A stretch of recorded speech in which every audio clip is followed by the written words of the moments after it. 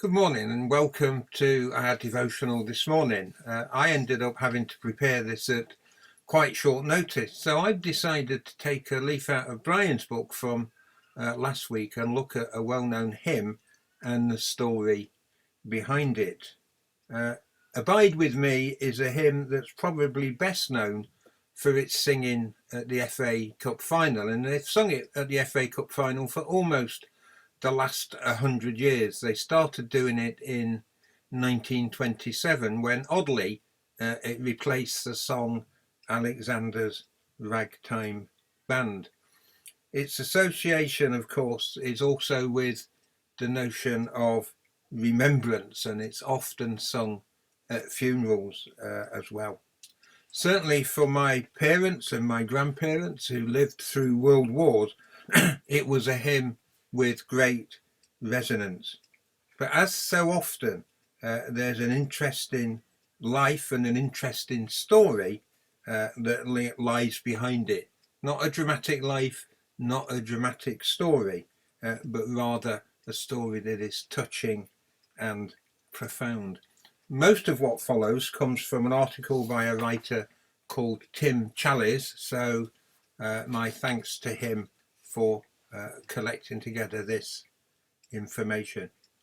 As we've said, Abide With Me is one of the best loved English hymns of the past 150 years. We see this both in its enduring usage in churches today and its continued appearances in modern culture. Not only is it sung at every cup final, it's sung at every Rugby League Challenge Cup final.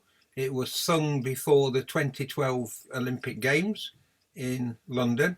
And of course, very famously, it was apparently played on the deck of the Titanic as the ship slipped beneath the waves. What is it about this hymn that's made it so well loved? Well, the words, of course, have a lot to do with it. Each verse ends with a plea, and that plea is abide with me, making the hymn a sustained call for God's personal presence in every stage and every condition of life. The hymn then resonates deeply with the hearts of those who feel their need of God. The music also has given the hymn strong appeal.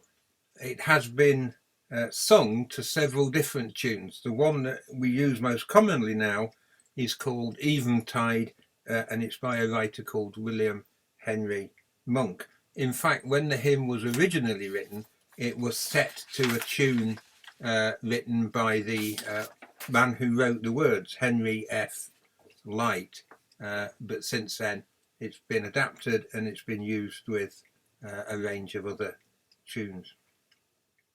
The life of Henry Francis Light is another part of the reason why the hymn resonates with people. Henry F. Light was an Anglican vicar of All Saints Church in Brixham in Devon. If you've ever been to Brixham, it's a lovely place. And he was also a published poet and an accomplished hymn writer. He also wrote Jesus, I my cross have taken, and Praise my soul, the King of heaven. Now, for most of his life, Light suffered from poor health, and as was often the case for people who could afford it, he would regularly travel abroad for relief. Charles Haddon Spurgeon, you might recall, I think did the same thing as well. Nevertheless, despite all of that, he developed tuberculosis, and at the age of 54, he was near to the end of his life. His daughter, Anna Maria Maxwell Hogg, recounted the story of how Abide With Me came out of that context of his early death and the fact that he knew it was impending. She wrote this: The summer was passing away and the month of September That month in which he was once more to quit his native land arrived, and each day seemed to have a special value as being one day nearer his departure. His family was surprised and almost alarmed at his announcing of his intention of preaching once more to his people. His weakness and the possible danger attending the effort were urged to prevent it, but in vain.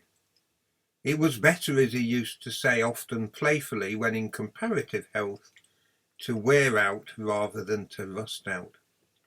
He felt that he should be enabled to fulfill his wish and feared not for the result. His expectation was well founded. He did preach, and amid the breathless attention of his hearers, gave them a sermon on the Holy Communion.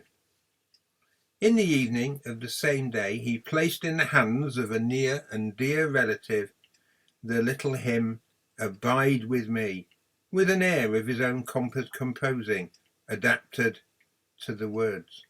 What she may not have known is it's quite possible that he actually wrote the words to the hymn some 27 years before, when a friend of his died, and he wrote those words down and passed them over to that friend's family, recalling them some 27 years later when he was facing his own death. I say that because just weeks later, while on holiday in Nice in France, Henry Light died and went to be with his Saviour. It was November the 20th, 1847. Now, some hymns have dramatic stories behind them, but not many. And this one, I guess, is not all that dramatic, but it is touching and it is profound.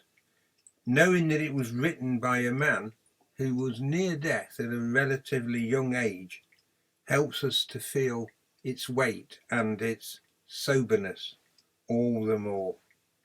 Abide with me, fast falls the eventide.